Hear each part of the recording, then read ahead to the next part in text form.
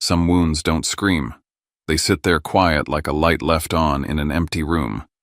And years later, one smell, one sentence, one sound of a suitcase rolling on a driveway can drag us right back to the moment we realized we were alone, and no one was coming. Tonight's story isn't here so Chung-ta can enjoy someone getting what they deserve, and it's not here so Chung-ta can point a finger and feel clean. It's a story about what neglect looks like when it's dressed up as independence. About a child being handed $20 like it's a plan. About a mother smiling like this is freedom. And a kid swallowing fear like it's dinner. The title is, At 11. My mom left me with $20 and went to Europe for a month.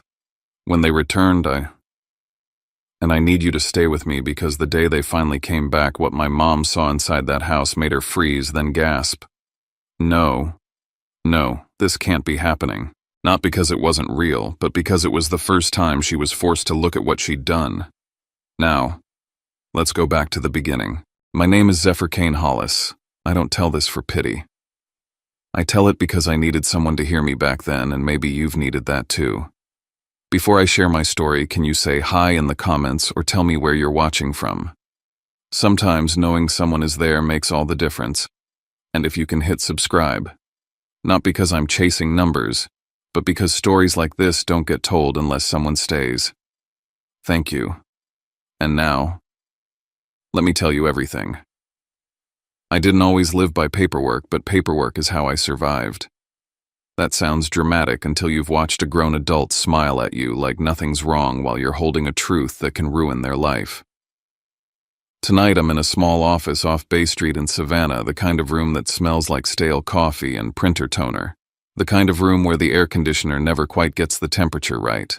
I'm supposed to be finishing a compliance review for a client number's risk flag signatures, but my screen is filled with a different kind of file. A minor. Left without supervision. Parents out of the country. No verified caretaker. One line in the report hits me like a fist because it's not just a sentence, it's a sound. It's a door shutting. Guardians departed internationally for extended travel.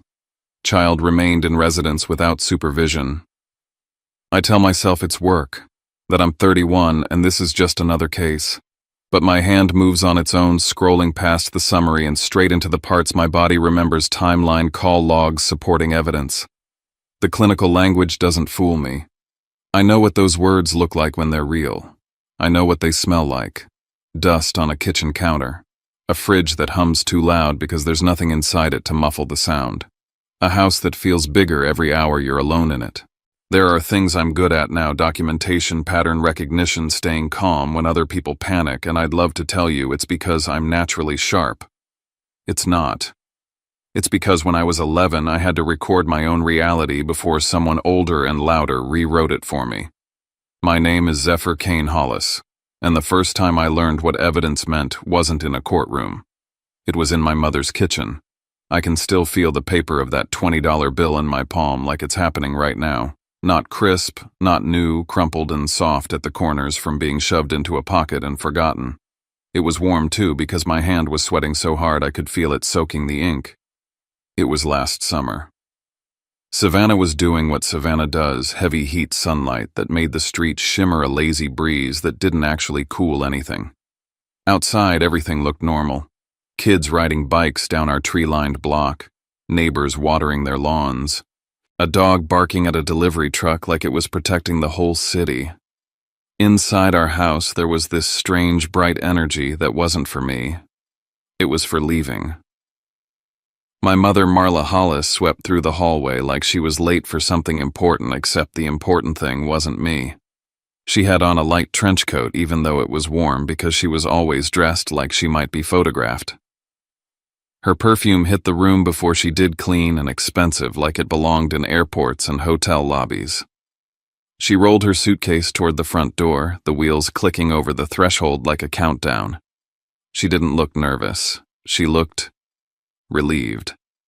Like she was finally stepping into a version of herself she liked better. "You're independent now," she said with a bright, rehearsed smile as if she was giving me a gift. "You're not a baby anymore. Just order food if you need to." Independent. That was her word, not mine. She said it like it meant freedom. It felt like abandonment with a prettier label. I stood there 11 years old barefoot on the cool tile holding that 20 in my fist like it could anchor me to the floor. No babysitter, no neighbor on standby, no list on the fridge that said what to eat, when to eat, who to call if something went wrong. Not even a real goodbye. She leaned down, pressed a quick kiss to my forehead, and it was so fast it felt more like a stamp than affection. My dad Derek was there technically. He moved through the room with a phone glued to his ear, half listening, half nodding already elsewhere. He carried bags like an assistant, not a parent. His voice stayed light casual, like the world was just a series of errands and deals. When he glanced at me, it wasn't to check my face. It was to make sure I wasn't making a scene. "You'll be fine," he said into the phone, then to me without changing tone, as if I was part of the same conversation. "Be good for your mom. Be good." Like this was about behavior, like my job was to make their trip easier.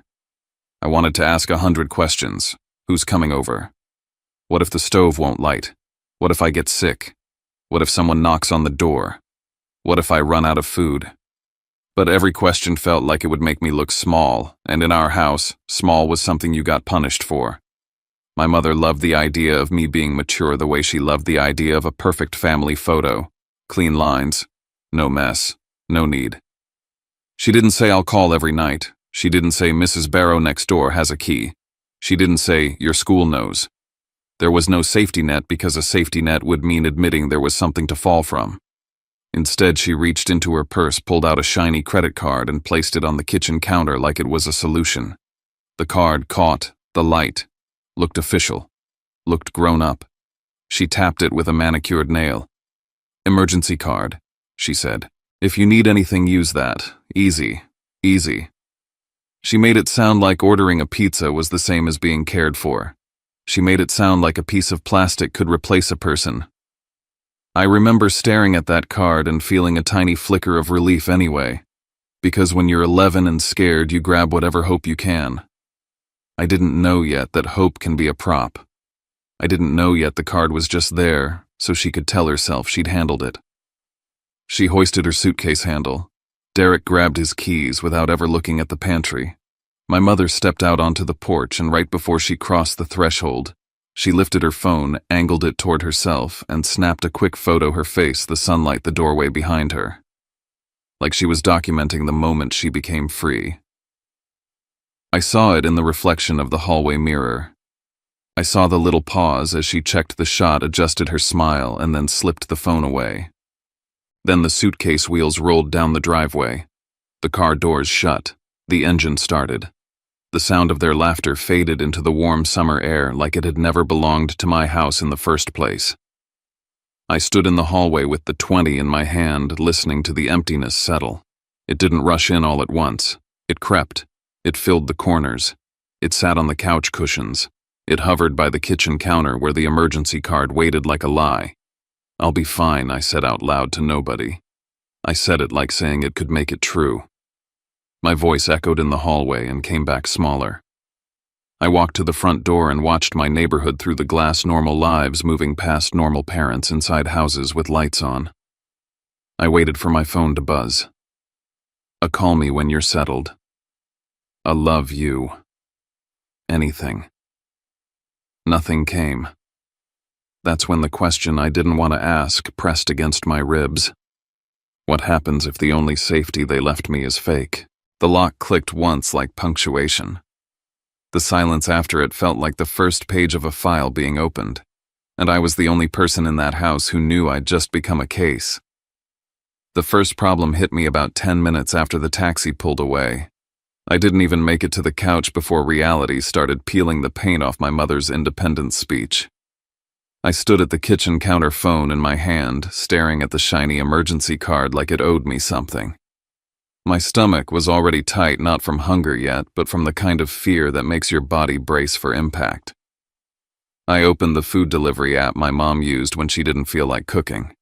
It still had her saved addresses, her favorite orders, her little notes like extra napkins.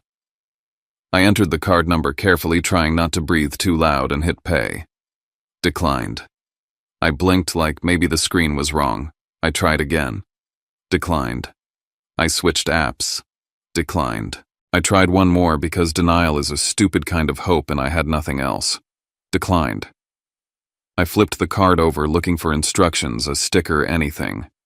There was nothing. No PIN. No activation number.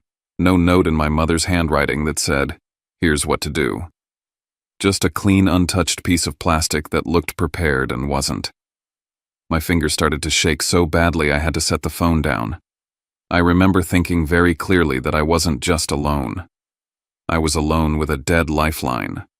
A flotation device with no air. I checked the fridge like food might have appeared while I wasn't looking. Half a bottle of salad dressing, a few wilted grapes, leftover takeout in a container that smelled sour when I opened it. I closed it fast. I opened the pantry, lined up what I saw like it was inventory, 2 cans of something I didn't recognize, 1 can of soup, a box of cereal that felt too light, peanut butter, with a thin smear left, bread that was already starting to go stiff. I did the math without calling it math. If I was careful, if I rationed, if I didn't grow too fast, if I didn't get hungry the way kids are supposed to get hungry, I could make it stretch. Day 1. I tried to turn it into a game because games make you feel like you chose the rules. I sliced the bread as thin as I could, spread peanut butter so carefully it barely covered the surface, and told myself real survivors knew how to make things last. I poured cereal into a bowl and stared at it for a second like it was precious, then ate it slowly, trying to trick my stomach into gratitude. I even laughed once, an ugly little sound, thinking someday I'd tell this story, and it would sound wild and impossible, and people would say, "No way." By the end of that first afternoon, it stopped being funny. The house wasn't just quiet. It was loud in the wrong ways. The refrigerator hum, the air conditioner clicking on and off, the creak of floorboards when I moved like the house was paying attention. I turned the TV on just for noise and let random daytime shows fill the room so I wouldn't have to hear my own breathing. At some point, I wandered toward the hallway where the phone sat on a little table. We still had a landline then, mostly for show, mostly because my mom liked the idea of a proper home. My eyes landed on a small note taped beside it. I hadn't noticed it earlier because I wasn't looking for traps yet. The paper was pale yellow, the handwriting neat and sharp, my mom's. It said, "Don't bother the neighbors. Don't embarrass me." I read it twice like maybe I was misunderstanding. The words didn't change. They just got heavier. That was when something in me shifted. Because it wasn't just that she'd left. It was that she'd left me with a rule designed to keep me quiet. A little leash made of shame. A reminder that her reputation mattered more than my safety. I pictured Mrs. Helen Barrow next door, an older woman who always waved, who smelled like laundry soap and cinnamon, who once offered me cookies when my mom forgot it was the class bake sale. I pictured walking to her porch and knocking, and then I pictured my mom's face when she found out I'd made a scene. The fear of her anger wrapped itself around my throat tighter than hunger did. I put the note back exactly where it was, like moving it would be a crime. Then I stared at the front door. The street outside looked the same as it always did, sunlight through Spanish moss, neighbors, walking dogs, kids laughing somewhere down the block. It felt like a different planet because none of those people knew. If I walked out there, I would have to explain why I was alone. I would have to answer the question adults always ask first, the one that decides whether they believe you. Where are your parents? I tried to find a way around that question. I went into the garage holding the emergency card like maybe the problem was me. Maybe I could drive to the store. Maybe I could fix it. The garage smelled like hot concrete and old oil. My dad's car sat there like a promise I couldn't cash. I didn't have keys. Even if I did, I was 11. I climbed into the driver's seat anyway because kids do stupid things when they're desperate. I wrapped my hands around the steering wheel and stared at the dashboard like it might light up if I willed it. It stayed dead. Of course it did. I wasn't trapped in a house. I was trapped in being a child. I walked to the end of the driveway and looked toward the corner store a few blocks away. I could see the sign in the distance, the bright colors that made it look friendly. I started walking. The sidewalk burned my feet through my shoes. My mouth was dry. Every step felt like I was doing something wrong. When I got close enough to see through the store windows, I stopped. I saw the owner behind the counter, an older man who knew everyone's name, the kind of adult who asks questions because he's bored and because he cares. I imagined him seeing me and smiling and saying, "Hey buddy, what can I get you?" And then, "Where's your mom today?" My heart started hammering so hard it made my ears ring. I turned around before I ever touched the door. I walked home with my shoulders tight like I was sneaking back into a place I didn't deserve. That night, the sky outside my window turned deep blue, and then black, and my house felt like it was holding its breath. I sat on the living room carpet with the TV still running and the cereal box beside me because it felt safer to be close to food even if there wasn't much. My phone stayed silent. No check-in. No good night. No, did you eat? The only proof my parents still existed was the note by the phone telling me not to tell anyone they'd left. I went to my mom's laptop like maybe there was a code somewhere, an email about activating the card, something that made this make sense. The screen lit up with her LifeWork emails stacked like they were the most important thing in the world, travel confirmations, calendar reminders. I found her itinerary. I found hotel names. I found a reservation email that made my stomach drop because it proved she didn't plan to come back in a few days. She planned a month. A real month. 30 nights. And in all of it, there wasn't one line that said, "Make sure Zephyr is taken care of." That was the moment I stopped calling it fear. It became clarity. Everything had a plan except me. I grabbed my notebook from my backpack, the same one I used for school, and flipped to a clean page. I wrote one word at the top in big, hard letters, evidence. I didn't know where I'd learned the word. Maybe from TV. Maybe from the way adults talked about consequences when they wanted you to behave. I just knew I needed something that couldn't be argued with later. Under the heading, I started writing like a report. Date. Time. Parents left for Europe for 1 month. Left me with $20. Emergency card declined, not activated, no PIN, no babysitter, no neighbor informed, no check-ins, pantry inventory. I listed what I had left down to the last half-empty cereal box because numbers feel safer than feelings. As I wrote, my hands steadied, my breathing slowed. The house didn't get warmer, and my stomach didn't fill, but something in me stopped floating. I had a page. I had proof that I was here. Proof that this was happening. Proof that if something went wrong, it wasn't because I was dramatic or ungrateful or not independent enough. I stared at the word evidence until my eyes burned. Then I looked around my kitchen, the dead card on the counter, the quiet phone, the empty spaces where a parent should have been, and a new kind of question formed sharper than hunger. If this is a file, who do I hand it to? And when adults finally look at it, will they believe the kid? Or will they believe the people who left him behind? By the second morning, my body started learning a new schedule, one my mother hadn't planned for. Wake up hungry, stand up too fast, and see the room tilt. Pretend you're fine because the alternative is admitting you're not. I washed my face in cold water until my skin stung, then stared at myself in the bathroom mirror like I could talk strength into my eyes. 11-year-old me looked smaller than I remembered. My cheekbones were sharp in a way they hadn't been before, and my lips were dry from breathing through my mouth at night. I packed my backpack slower than usual because moving slow made the day feel like it might last longer, like I wasn't racing toward the moment someone would notice something was wrong. I kept telling myself I just had to get through school. School was structure. School was people. If I could act normal, there maybe the rest of it would stay contained. The walk to the bus stop felt like walking through someone else's life. Savannah was bright and casual, the kind of morning where neighbors waved with coffee cups and kids argued about summer plans. I watched a dad tie his son's shoe on the curb like it was nothing, like care was the most natural thing in the world. My stomach clenched so hard it hurt. Not jealousy exactly, more like confusion. Like I'd been dropped into a place where the rules were different and nobody bothered to explain them to me. In class, hunger didn't feel like an empty stomach. It felt like fog. The teacher's voice came through like a radio in another room, and the words on the board didn't settle in my brain the way they normally did. I kept my face smooth anyway.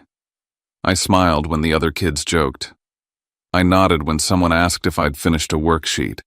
I learned in real time how to laugh without letting it touch my eyes. At one point, I stood up to sharpen my pencil, and a wave of dizziness rushed over me so fast I grabbed the edge of my desk. My vision pinched at the corners dark for a second, then snapped back. I sat down like nothing happened, like I hadn't just felt my own body betray me. When lunchtime came, I realized I'd made a mistake I couldn't hide as easily. Kids don't notice much until they do, and lunch is when they're looking. I opened my bag and found the sad little sandwich I'd packed bread so thin it felt like paper peanut butter spread like a stain.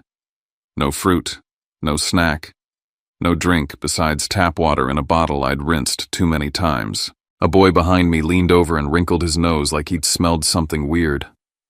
"That's it?" he asked, half joking. My cheeks burned. I shrugged like I didn't care. "I'm not that hungry," I lied, even though the lie made my stomach growl in protest. Mrs. Klein, my homeroom teacher, stopped by my table while I chewed slowly, dragging time out like I could make food appear if I was patient enough. She watched me a little too long. Teachers have a look when they're adding things up in their heads, and I saw it flicker across her face. "Zephyr," she said gently, "did you forget your lunch money today?" Her voice was soft, but the question felt like a spotlight. A couple kids glanced over. I shook my head fast. "No, ma'am. I'm good." She didn't move right away. "You seem a little off. Everything okay at home?" That was the door, the simplest door in the world. All I had to do was step through it. All I had to do was tell the truth. But my mother's note by the landline, "Don't bother the neighbors. Don't embarrass me," might as well have been carved into the wall of my skull. I heard her voice in my head, calm and deadly. "Why would you tell people our business? Do you know what that makes me look like?" I forced a small smile. "Just tired," I said. "We had a late night." Mrs. Klein's eyes narrowed slightly, not in anger and concern. "Make sure you're eating okay. If you need anything, you can come see me." She touched the back of my chair like a promise and walked away. I sat there after she left, staring at my sandwich like it was evidence of something I couldn't name out loud. I wasn't just hungry. I was performing. Every hour, every answer, every smile was a mask designed to protect two adults who weren't even in the country. After school, I stood in the hallway with my backpack strap cutting into my shoulder, watching kids get picked up. Cars rolled up. Moms leaned out windows. Dads shouted reminders. Somebody's grandma handed out popsicles like it was a holiday. I waited for the bus and tried not to look like I was waiting for anything else. On the ride home, I pulled my phone out and opened my messages with Lila Bennett. Lila was my best friend, the kind of friend who knew my favorite candy and the exact way I liked my haircut. Her name glowed on the screen like safety. My thumbs started moving before I could stop them. I typed, "My mom left. I'm alone. I don't know what to do." Then I stared at it, my throat tightening. I imagined her reading it. I imagined her mom reading it over her shoulder. I imagined it spreading through the tiny web of parents who all knew each other in Savannah. I imagined my mother coming home to whispers to looks to the kind of pity she hated more than anything. I deleted the whole thing until the text box was empty again. I tried again. I typed, "Can you come over?" I erased that too. In the end, I sent something harmless, something that sounded normal. "Hey, did you do the math homework?" The little delivered checkmark appeared. No reply. I stared at my screen until it dimmed. Then I locked the phone like it was a weapon I didn't know how to use. The silence from my best friend didn't mean she didn't care. It probably meant she was outside somewhere laughing, living a normal day. But to me, it felt like being left behind all over again, left in a quiet house, and left in the world of kids who still had someone looking out for them. When I got home, the air inside our house was stale, like it hadn't moved since the door closed behind my parents. I went straight to the kitchen and opened the fridge again, even though I already knew what was inside. The light snapped on, revealing the same emptiness, but somehow it looked worse than the night before. I ate the last decent thing without meaning to 2 bites of leftover chicken that tasted like cold salt and guilt. Then I stood in front of the pantry and counted again. I wasn't counting food anymore. I was counting days. I pulled my notebook out and opened to the page that already said evidence. The words still looked strange in my handwriting, too big for an 11-year-old's life. I wrote with the blunt precision that made me feel steadier. Day 2. 8 thin peanut butter sandwich, cereal water. No calls, no check-ins. Card declined. I didn't write. I'm scared. I didn't write I miss them. I wrote facts because facts couldn't be argued with later. That night I went to my mom's laptop again. I told myself I was looking for the pin. I was. But I was also looking for proof of something that would make this feel like less of a choice and more of a mistake. I clicked through her email and found what I didn't want to find: confirmations for flights booked weeks earlier, hotel reservations across multiple cities, a color-coded calendar titled Europe Reset. It wasn't spontaneous. It wasn't a last-minute emergency. It was planned, polished, and protected. And in all those emails there was still nothing about me. No sitter, no neighbor check-in, no arrangement. Then I saw something else. An automatic message from my school system with a subject line like "Guardian Acknowledgement Required." It was dated before they left. A notice about a policy update, something parents were supposed to confirm with a click. It had been opened. Not confirmed. Just opened and left there like everything else that required responsibility. My stomach turned. That was when the last bit of hope fell away. This wasn't an accident. This wasn't forgetfulness. This was a decision made in advance. I sat back in the chair and stared at the screen until my eyes watered. The house was so quiet I could hear the laptop fan whirring, working harder than any adult in my life at that moment. I closed the computer slowly and looked around our kitchen: clean counters, staged fruit bowl with maybe one bruised apple, the emergency card still sitting there like a joke. I thought about what Mrs. Klein had asked me. Everything okay at home? I'd lied without blinking. I'd protected them without getting anything in return. Something in me hardened. Not into hate. Into clarity. If nobody was going to make sure I existed in this story, I would. On day 3 after school, I set my phone on the kitchen counter and angled it so it could see my face. My hands trembled as I hit record. For a second, I almost stopped. The idea of documenting it made it feel real in a way I wasn't ready for. But I kept going because real was already here, whether I named it or not. Day 3, I said quietly. My voice sounded smaller than it did in my head. I'm still alone. I swallowed and forced myself to keep my eyes on the camera. The card doesn't work. I tried. There's no pin. I ate the last decent thing in the fridge yesterday. I paused, listening to the refrigerator hum behind me like a witness. If you're seeing this, it means someone finally asked what happened to me. I stopped recording and stared at the screen for a beat. My face on the video looked tired, scared, and stubborn all at once. I saved the clip and locked my phone like I was sealing it in an evidence bag. My heart hammered so hard it made my ribs ache. Part of me hoped nobody would ever see it. Another part of me wanted it to explode in my mother's face when she came home, because this was something she couldn't talk her way out of. That night I lay in bed with my notebook tucked under my pillow like a secret weapon, and I listened to the house breathe around me. I kept thinking about that line I'd said to the camera. If you're seeing this, it means someone finally asked. The terrifying question underneath it was simple. What if nobody ever does? By day 4, my body stopped pretending. I woke up with a dull ache in my stomach that didn't feel like hunger anymore. It felt like something scraping. When I stood up, the room swayed and I had to brace my hand on the dresser until my vision stopped blurring. The sunlight coming through my blinds looked too bright, like it was mocking me for still being here, still doing the same routine alone. I drank water from the bathroom sink because it was the easiest thing to get without thinking.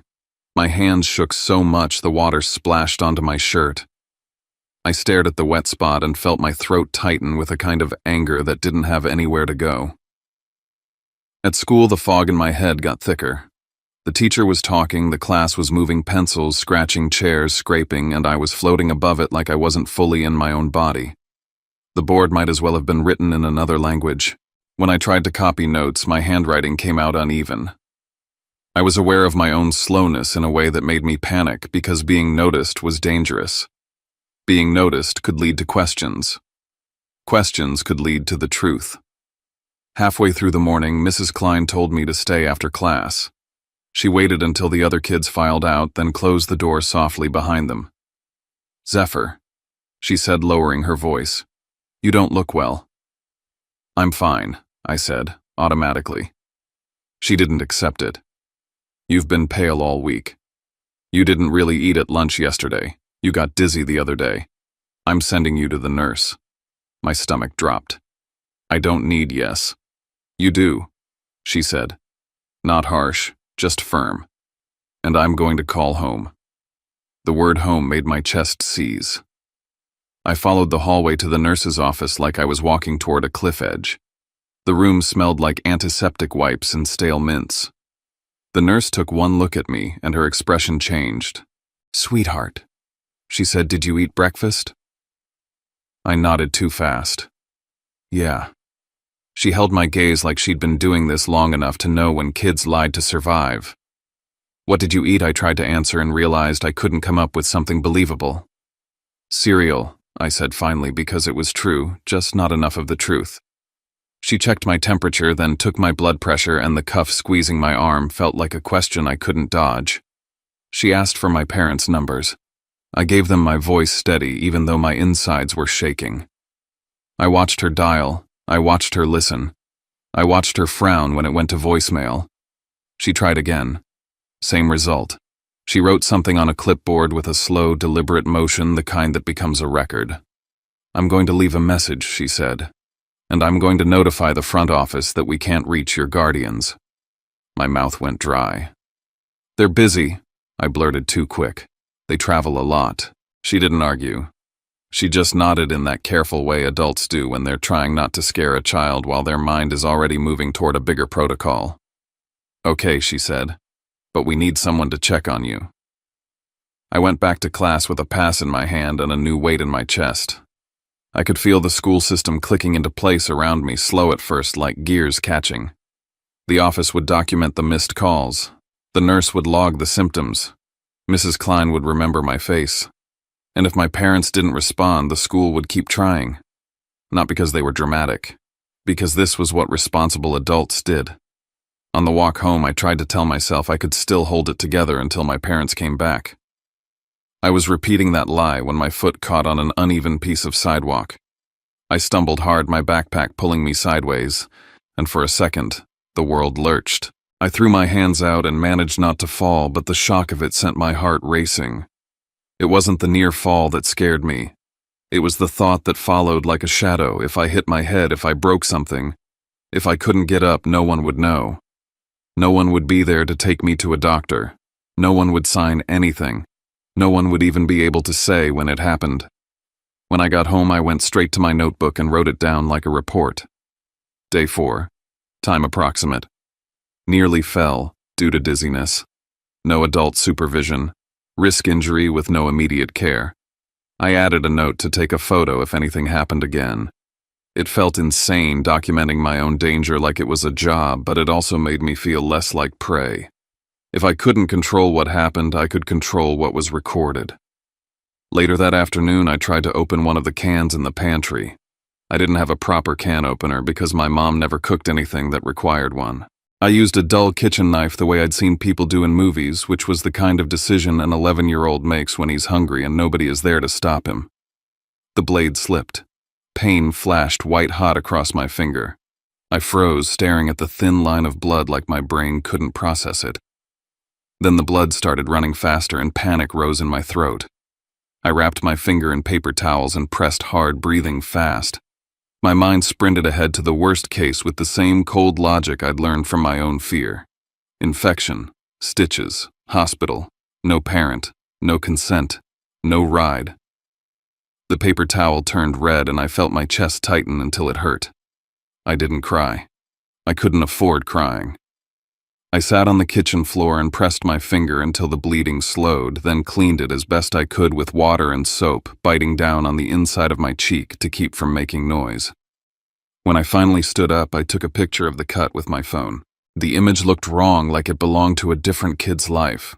I added it to a folder I created and named something simple: proof. Then I sat at the table and wrote the details into evidence with the same numb precision. Day 4. Cut finger attempting to open can. No can opener available. No adult present. Fear level high. That evening my phone buzzed. For a second my heart lifted, ridiculous and hopeful. Then I saw it was a notification. A new post. My mother. The photo loaded slowly, and when it sharpened I felt something snap inside me. She was standing in front of a famous landmark, sunlight on her face, hair perfect, smile wide like she'd been waiting for someone to look. The caption was breezy, celebratory, like she was talking to an audience. Finally free for a month. Free. Not miss my kid. Not checking in. Not can't wait to come home. Just free, like I was the thing she'd escaped. My throat tightened so hard it felt like I couldn't swallow. I didn't comment. I didn't respond. I took a screenshot. I saved it. I stared at the timestamp and wrote it down beside the rest of the facts.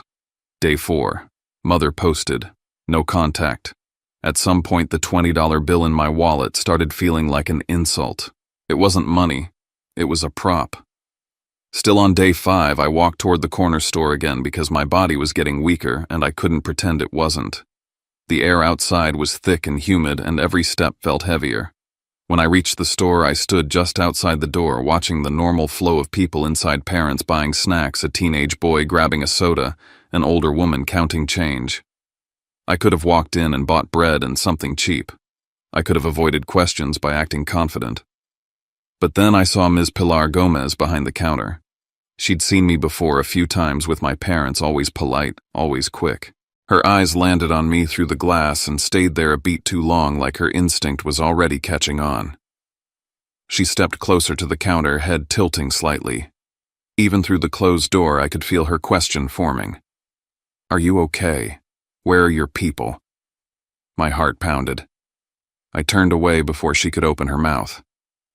I walked back home with my fists clenched, furious at myself and furious at the invisible leash my mother had left around my neck.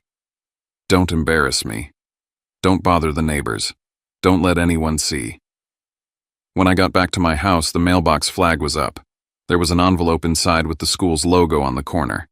My stomach dropped as I slid it out. It was a notice, formal language, something about inability to reach guardians, request for confirmation, follow-up required. The kind of paper adults take seriously. I stood in the doorway reading it, and I felt the world shifting again, gears turning faster now. The landline rang that evening.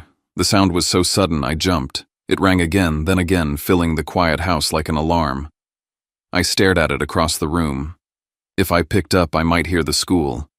I might hear a responsible adult asking a question I couldn't dodge anymore. If I didn't pick up, I might lose the only chance for someone to notice before something worse happened.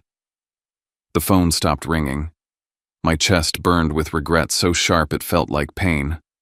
A moment later, my cell buzzed with a missed call from an unknown number, then a second missed call, then a voicemail notification. I didn't listen. Not yet. I couldn't. My fear had become its own cage, and I was the one holding the lock. I went to the kitchen, opened my notebook, and wrote the new facts anyway because facts were the only thing that didn't punish me for existing. Day 5. School attempted contact, mail received. Calls missed, parents still unreachable.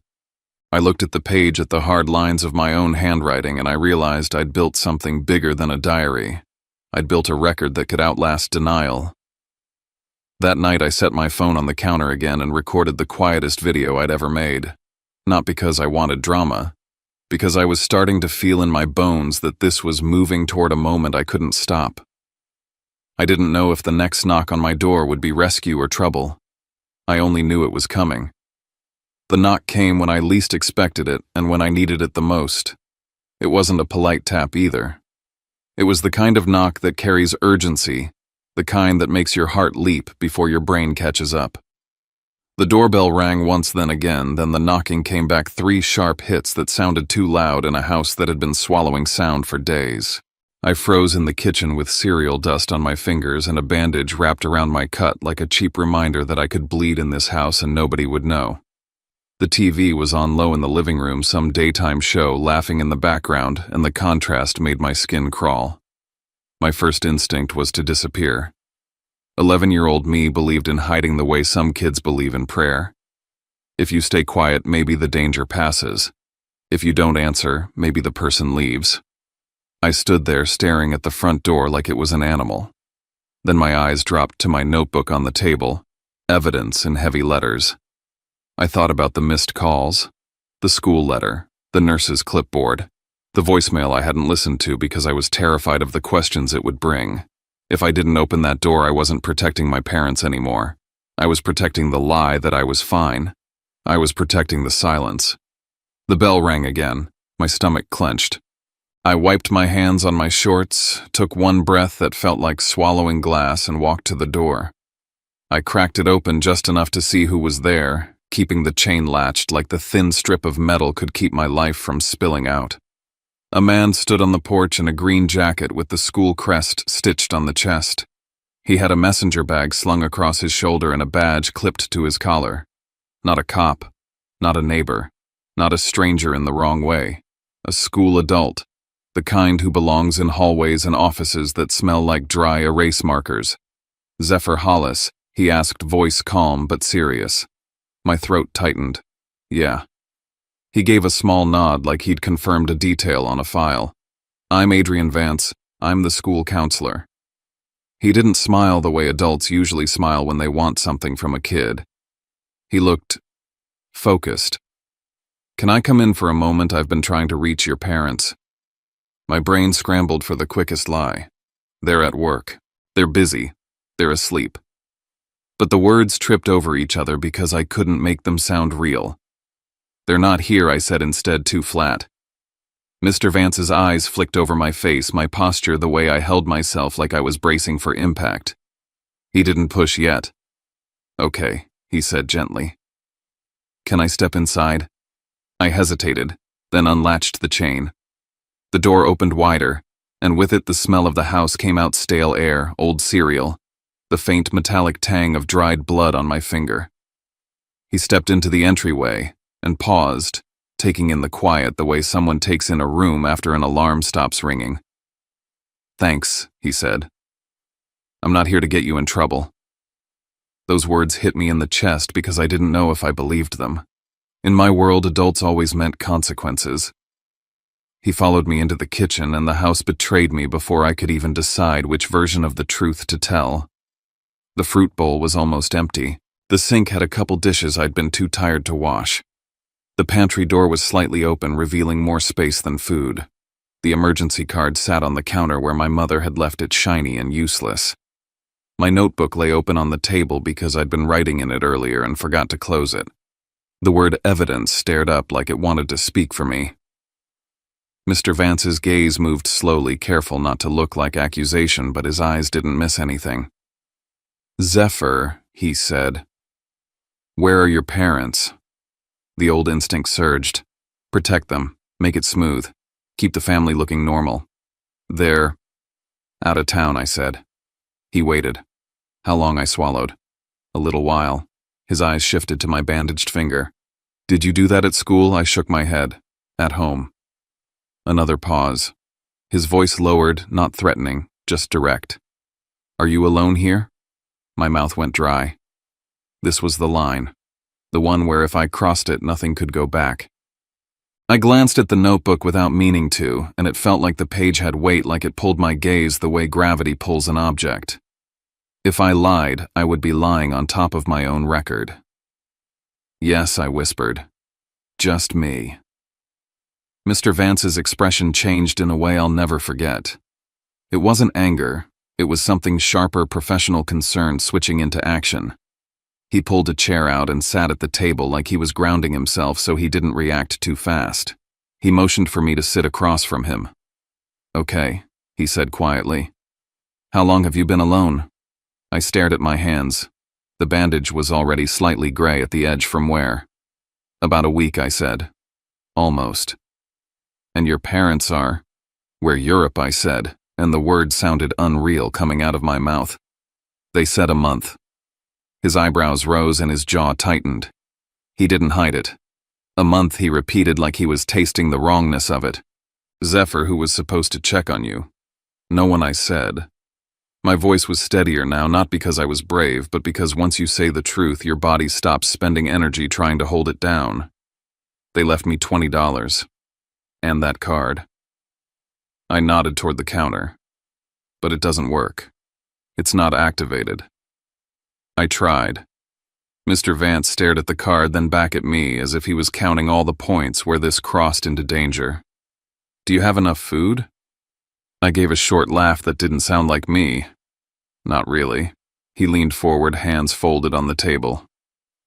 Zephyr, I need to be very clear with you. His voice stayed calm, but there was steel in it now. Leaving an 11-year-old alone for a week, let alone a month, without supervision, with limited food and no plan is not okay. It's dangerous. The word that came next made my heart thud hard. It can be neglect, he said. There are laws about this. Neglect. Laws. Those were words adults used in serious voices on TV. I'd never heard them aimed at my kitchen table. What happens if someone finds out, I asked, and my voice came out small again despite my effort. He didn't flinch. He didn't sugarcoat it. He didn't try to scare me either. Child Protective Services can get involved, he said carefully. There can be an investigation. Your parents may have to answer questions. There could be consequences. Consequences. My mother's favorite word. She used it like a weapon when I left a mess or forgot a chore. Actions have consequences, Zephyr. I heard it in my head like an echo. Mr. Vance watched my face, then glanced at the open notebook. Is that your notes? He asked. I hesitated, then slid the notebook toward him. The pages weren't dramatic. They were dates lists, the cold line of no calls, no check-ins, the near fall, the cut, the screenshot timestamps I'd copied down. His eyes moved across the page, and something in his posture tightened. You've been documenting, he said softly. I didn't know what else to do. I admitted. I didn't want someone to say I was lying. He nodded slowly. That's smart, he said, and the word smart hit me in a strange place because it didn't feel like praise. It felt like recognition. You shouldn't have to do this, but you're doing exactly what helps the truth stay intact. He looked at me directly. Do you want help, Zephyr? The question hung in the air like a held breath. Help meant adults. Adults meant exposure. Exposure meant my mother's anger, my father's denial, the collapse of the image they guarded like it was more fragile than me. Part of me wanted to say no and wait it out to survive quietly and then pretend the month was a bad dream. But another part of me, older than 11 even then, was tired of being invisible. Yes, I said finally. My voice shook, but the word landed solid. I do.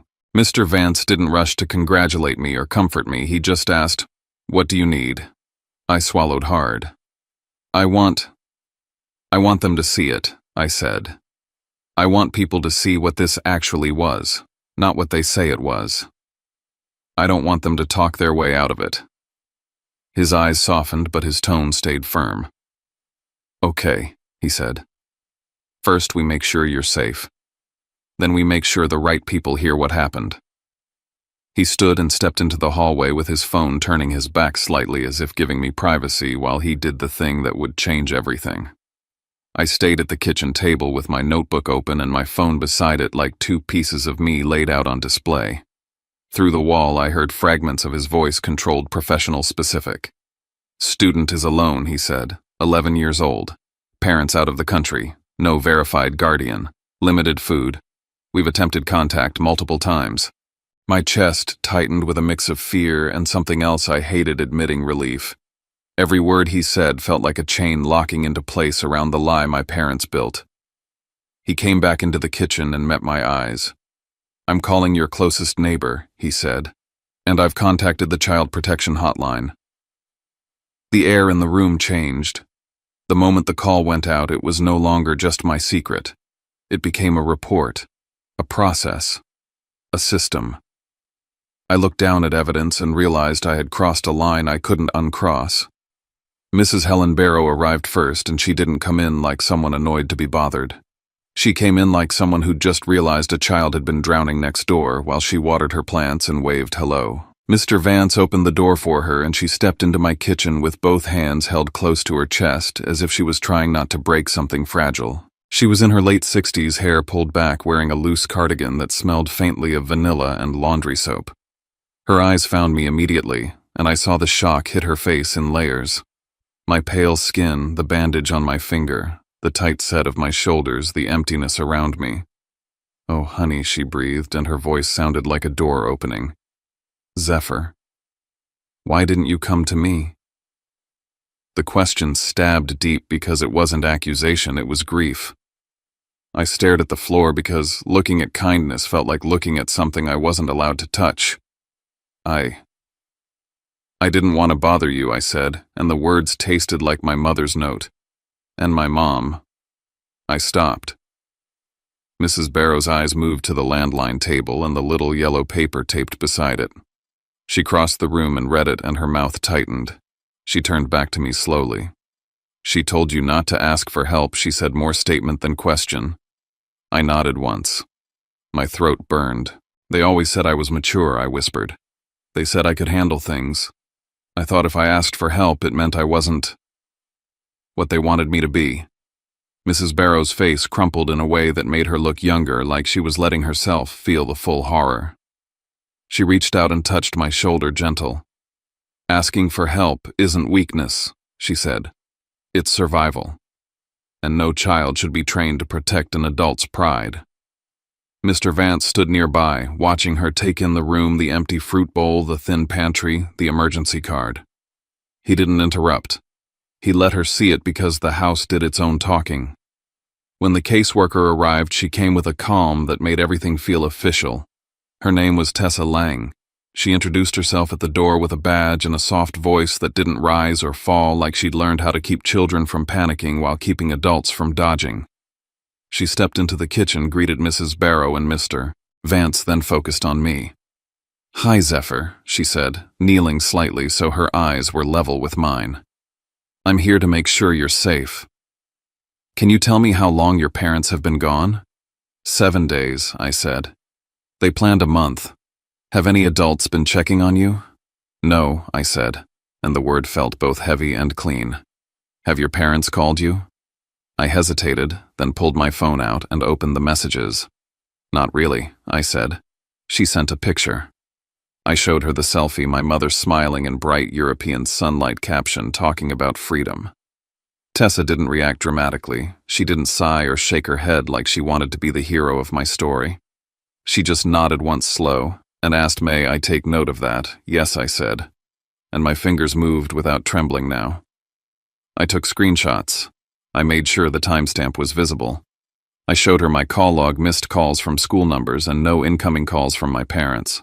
Facts on a screen that didn't care about excuses.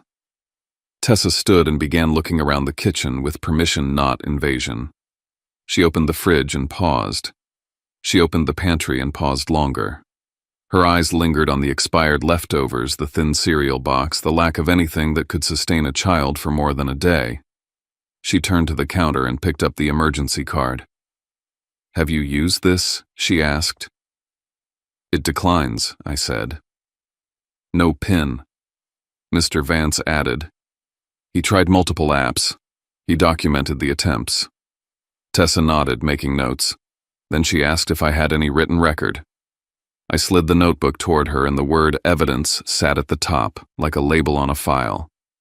She flipped through slowly, careful not to tear anything, and I watched her eyes change the same way Mr. Vance's had concern, turning into certainty. "You've done a good job recording," she said. "I'm sorry you felt like you had to." While they spoke in low voices about next steps, I slipped away for a moment and set my phone up on the counter again, angled toward the fridge. My hands moved with a strange steadiness, like this wasn't me being dramatic. It was me making sure the reality existed outside my body. I hit record and panned slowly across the nearly empty shelves, the quiet kitchen table, Tessa's bag resting on a chair like an anchor dropped into my life. "This is what the house looked like when people finally noticed," I said quietly into the camera. "This is what my parents will walk into when they come back." I stopped recording and saved it immediately, heart thumping hard but clean. Not fear now. Not only fear. A kind of fierce clarity. If my mother ever tried to say there was plenty of food, if my father ever tried to laugh it off as a misunderstanding, the video would answer without emotion. Tessa came back to me and spoke with careful firmness. "Zephyr, for now you will not be alone again," she said. "We're arranging temporary placement while we contact your parents and determine the next steps. Mrs. Barrow has agreed to have you stay with her if you're comfortable." Mrs. Barrow's hand lifted immediately, palm open, like she was offering me a place to land. "Of course," she said. "He can stay with me as long as he needs." Tessa looked at me. "Is that okay with you?" I thought about my house at night, the way the silence got louder after dark. I thought about the landline ringing and me freezing instead of answering because I was trained to hide. I thought about my mother's caption free and how it felt like she'd cut a rope and called it self-care. "Yes," I said. "I want to stay somewhere I'm not invisible." The walk to Mrs. Barrow's house was only a few steps across a patch of grass, but it felt like crossing into a different life. Her kitchen smelled like onions and butter. Her table had placemats like someone expected people to sit down and eat.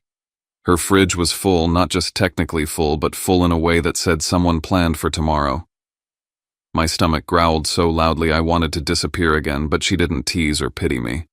She just opened cabinets and started pulling things out like feeding a kid was the most normal duty in the world.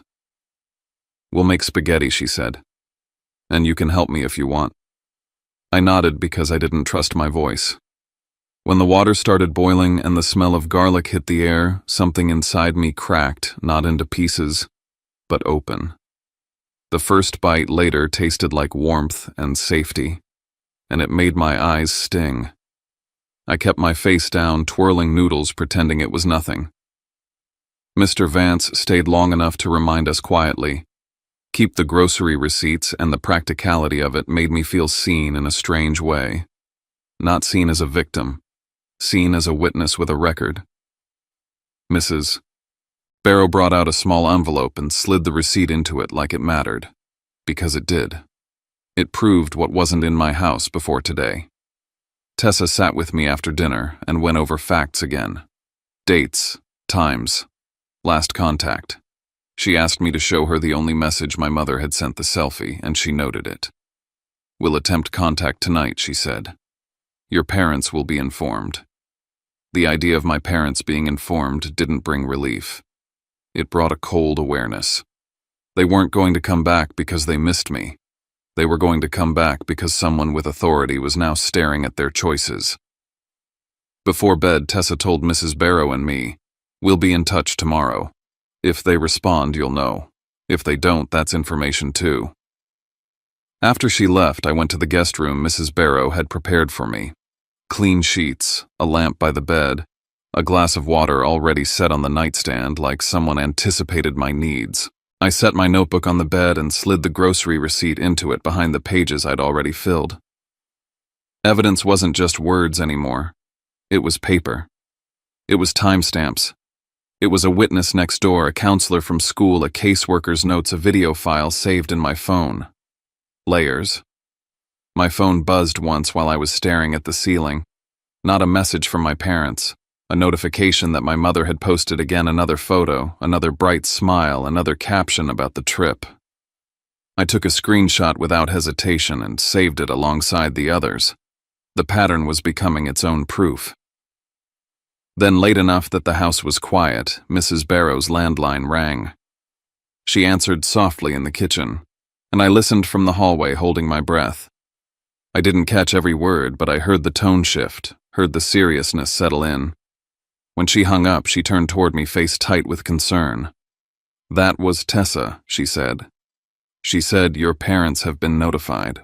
I swallowed. "What did they say?" Mrs. Barrow hesitated, choosing her words carefully. "They didn't ask if you were okay," she said. "They asked what this was going to do to them." My chest went hollow, then strangely steady, because that confirmed what my notebook had been saying all along. Their silence wasn't forgetfulness. It was priority. I lay back down in the guest bed, the clean sheets unfamiliar against my skin, and stared at the dark ceiling. Somewhere out there across an ocean, my parents were being told that their month of freedom had turned into an investigation. And I could already feel the next part coming, like distant thunder calls, excuses, anger, maybe tears. Not for me, for the image they were about to lose. We went back to the house the morning they returned. Walking through the front door after days away felt like stepping into a version of my life that had been paused mid-breath. The air was stale, the rooms too quiet, the light unchanged, as if nothing important had happened here. But everything had. The kitchen was no longer just a kitchen. It had been turned into a place where truth would sit in plain sight and refuse to move. Tessa Lang arrived first, followed by her supervisor, Renee Maddox. Mr. Adrian Vance stood near the counter with his folder from the school tucked under his arm. Mrs. Helen Barrow stayed close to me, not touching, just present like a steady wall at my back. CPS placed their thick file on the table, the sound of it landing echoing louder than it should have. I opened my notebook myself and turned it to the first page, the word evidence written in dark, heavy letters. I set my phone beside it, the screen already awake, paused on the first frame of the video from day 3. My own face stared back at me from the screen, smaller, paler eyes too serious for an 11-year-old. Tessa asked quietly if I was sure. I nodded. I didn't want this handled around me. I wanted it handled in front of me. The sound of tires on the driveway came next, then the slam of car doors, then voices light and casual floating through the walls like nothing inside them was about to break. My heart started to pound, but my head stayed cold. I knew the order of things now. I knew the timeline better than anyone. The front door opened. My mom came in first, dragging her suitcase the same way she had when she left, coat still neat, sunglasses pushed up on her head like she was walking off a runway instead of into a reckoning. My dad followed, juggling bags, still talking about the flight, still half on his phone. Their voices stopped when they saw the kitchen. They didn't look at me right away. They looked at the adults, the badge, the folders, the number of people who clearly did not belong there. "What is this?" my mom demanded, dropping the suitcase handle. "Why are there strangers in my kitchen?" Her eyes snapped to me, then sharp and accusing, like I had rearranged the world without permission. My dad tried to smile, tried to smooth the moment the way he always did. "There's been some kind of misunderstanding," he said lightly. "We can clear this up." Renee Maddox stood and introduced herself, her voice calm and precise. "We're here regarding concerns about your son's safety while you were out of the country." My mom didn't ask if I was okay. She didn't ask how I was feeling. She asked who called you. That answer was already on the table. Mr. Vance didn't speak yet. Mrs. Barrow didn't speak. CPS let the silence do its work. My dad cleared his throat. "Zephyr is very mature," he said. "We trusted him. He had money. He had a card. He knows how to take care of himself." Renee slid the first document forward. "This is the activation record for the emergency card," she said. It was never activated. No PIN was set. Another page followed. "These are transaction attempts showing the card was declined when Zephyr tried to order food." Another. "These are photographs of the refrigerator and pantry taken during the first week of your trip." My mom crossed her arms. "Expired food doesn't mean he was starving," she snapped. Renee placed the call logs on top of the stack. "These are the phone records. One image sent from the airport. One selfie from Europe. No calls checking on your child." My dad's face lost its color. My mom shook her head faster now, defensive. "He's exaggerating," she said. "He's always been dramatic." Tessa turned to me. "Zephyr, would you like them to see the video you recorded?" My hand trembled as I reached for the phone, but I didn't hesitate. I tapped the screen, the kitchen filled with my own voice from days earlier. Small, careful, day 3. "I'm still alone. The card doesn't work. I ate the last decent thing in the fridge yesterday." The video moved slowly across the empty shelves, the quiet table, the stillness that had felt so loud at night. "If you are seeing this, it means someone finally asked what happened to me." My mom's hand flew to her mouth. She took a step back like the image itself had shoved her. No, she whispered. No. This can't be happening. My dad stared at the floor, shoulders sagging, the story he'd been preparing finally collapsing under its own weight. I didn't raise my voice. I didn't cry. I said the words my mother had drilled into me my whole life. You always told me actions have consequences, I said quietly. This is what your choice looks like. Renee read the decision aloud. Based on the findings, this met the criteria for neglect under state guidelines. An emergency order would be put in place. I would not return to unsupervised care. Temporary placement would continue with Mrs. Barrow. Contact would be limited and supervised.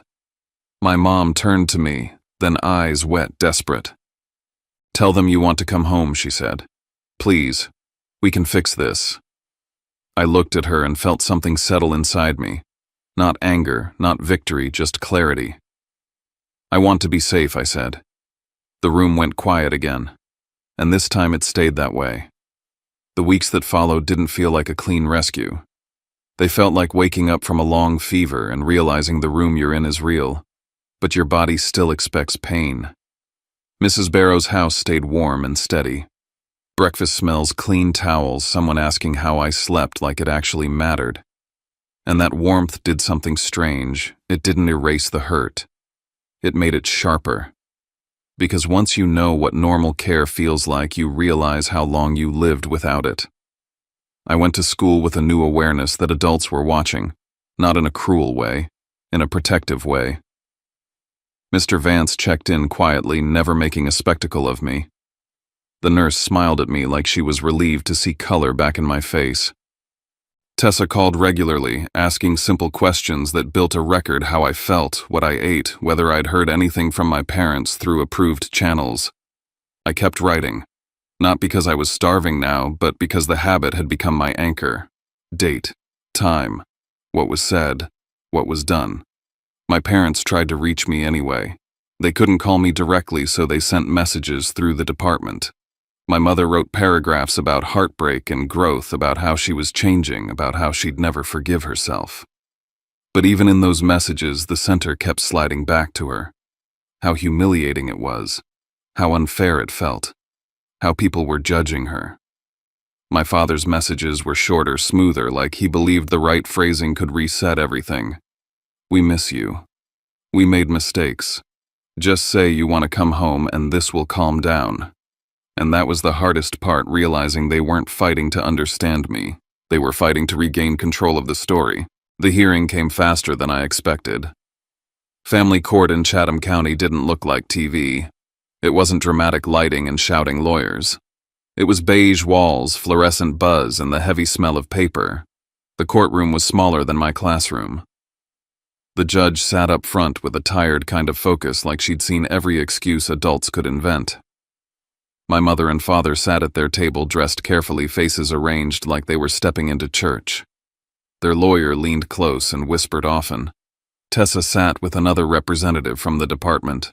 Renee was there too, straight-backed, a quiet force. Mrs. Barrow sat behind me like a protective shadow.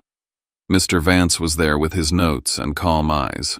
When they called my name, my stomach tightened so hard I thought I might be sick. Tessa told me I could speak from where I sat. I didn't have to stand in front of everyone like a defendant. That mattered. I held my notebook in my lap, not because anyone asked for it, but because it reminded me I was real. They presented the timeline like a map of a fire. Date my parents left. The statement that they planned a month. No guardian arranged. No notification to school. The emergency card record. The declined transaction attempts. The photos of the pantry and fridge, the nurse's notes about my dizziness, Mr. Vance's documentation of school contact attempts, Mrs. Barrow's receipt and her testimony about what she saw when she walked into my kitchen. Then came the videos. I didn't watch them again. I couldn't. But I listened as my own voice played in that quiet courtroom, and it felt like hearing a ghost speak facts nobody wanted to hear. I heard myself say I was alone. I heard myself say the card didn't work. I heard myself say I ate the last decent thing yesterday. I heard myself say, if you're seeing this, it means someone finally asked what happened to me. My mother's breath hitched somewhere behind me. My father sat stiff eyes fixed forward. When the judge asked me questions, they were simple and sharp. How long were you alone? Did your parents check on you? Did you have enough food? Were you afraid? I answered the way I'd learned to answer in my notebook, clear, precise, no drama. 7 days when the school counselor came. They planned a month. I had $20. The card didn't work. They did not call to check if I ate. I was scared. I was hungry. I didn't tell anyone because I was afraid of embarrassing my mother. That last sentence made the judge's eyes narrow slightly, like a door closing. My parents' lawyer tried to frame it as a misunderstanding. Stress. Hard-working parents. A mature child. My mother spoke about needing a break, about believing I could handle it, about not meaning to hurt me. My father nodded along, using words like trust and independence like they were protective blankets. But the blanket didn't cover the numbers. It didn't cover the call logs. It didn't cover the empty fridge. It didn't cover my voice recorded in the dark. The judge didn't raise her voice. She didn't scold. Her calm made it worse for my parents because it meant she wasn't emotional. She was certain. She ruled that my parents would have supervised visits only for a period determined by compliance and evaluation. Parenting classes were mandatory. A psychological evaluation was required. Any contact would be monitored and scheduled. Custody would not return automatically, not because the court wanted to punish them like a movie villain, but because the court no longer assumed they were safe by default. That was the real consequence. The loss of the automatic right to be believed. The loss of the automatic right to access me whenever they wanted. On the way out, my mother tried to catch my eye. Her face trembling with tears she wanted me to fix. Zephyr, she whispered, as if my name alone could pull me back into place. Please. We can still be a family. I didn't answer in the hallway. I didn't because I hated her, and I didn't because I was cruel. I didn't because I finally understood that my feelings were not a tool for her repair.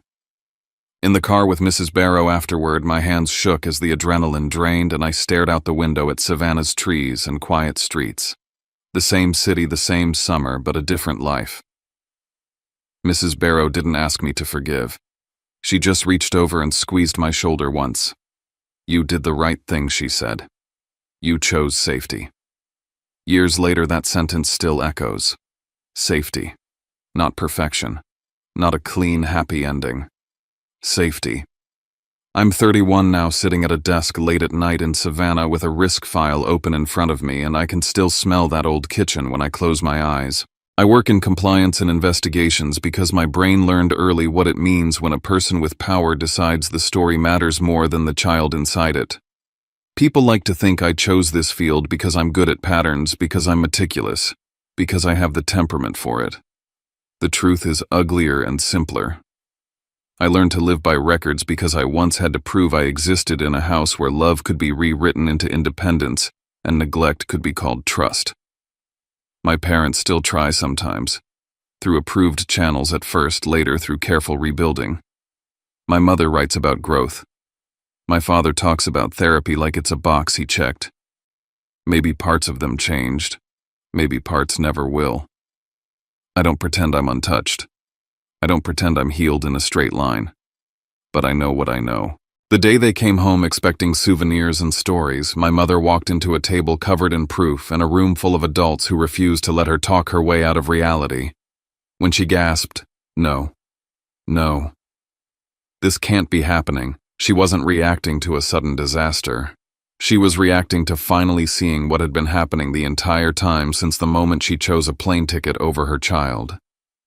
And the only reason she had to see it was because I stopped being the kid who carried their image. I became the kid who carried the truth. When I think back on that summer, what stays with me isn't just the hunger or the silence. It's how quickly a child can learn to disappear, and how one steady, ordinary act of kindness can pull them back into the light.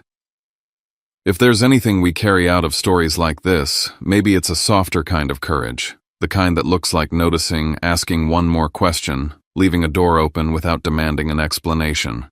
We don't always get the ending we imagined, Sometimes we just get a chance to be safer, to be seen, to start again with clearer boundaries and a little more care.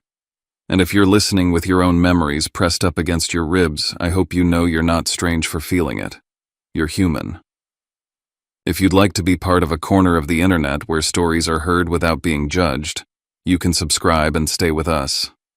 And if you want, leave a few lines in the comments where you're watching from or what this brought up for you. I read more than you think. Thank you for sitting with me, and I'll see you in the next story.